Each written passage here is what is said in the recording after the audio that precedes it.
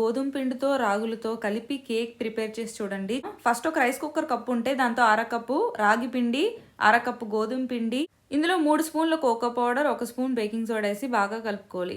ఇందులో అవసరమైతే బెల్లం వేసుకోవచ్చు ఇష్టం ఉన్నో, లేదంటే పౌడర్డ్ షుగర్ 1 కప్ వేసుకోవాలి. వేసుకొని బాగా కలుపుకొని 1/3 కప్ బటర్, కొద్దిగా పాలు, కొద్దిగా పెరుగు, 2 స్పూన్ల వెనీలా ఎసెన్స్, 1 స్పూన్ వెనిగర్ వేసి బాగా మిక్స్ చేసుకోవాలి. లంప్స్ అస్సలు ఉండకూడదు, ఉండలు అస్సలు ఉండకూడదు. అప్పటి వరకు బాగా కలుపుకోవాలి. ఇప్పుడు ఒక కేక్ టిన్ తీసుకొని దాన్ని బటర్తో గ్రీస్ చేసి ఈ బ్యాటర్ అంతా అందులో వేసుకొని ముందుగానే వేడి చేసి పెట్టుకున్న కడాయిలో ఈ కేక్ టిన్ని పెట్టుకొని మూత మూసేసి ఒక 30 నిమిషాల పాటు బేక్ చేయండి. చూడండి, టూత్ పిక్ పెట్టి చూడండి, అంటుకోకుండా వచ్చిందంటే కేక్ బేక్ అయిపోయినట్టే. ఈ రాగి కేక్ ప్రిపేర్ చేసేటప్పుడు కొద్దిగా క్రాక్స్ అనేవి కేక్ మీద వస్తుంది, అది నార్మలే. కేక్ మాత్రం స్పాంజీగా, ఫ్లఫీగా, సాఫ్ట్గా ఉంటుంది. ఇందులో పెరుగు మాత్రం కంపల్సరీ, పెరుగు వేసుకొని కేక్ ప్రిపేర్ చేయండి. దానివల్లే కేక్ సాఫ్ట్నెస్ అనేది ఉంటుంది.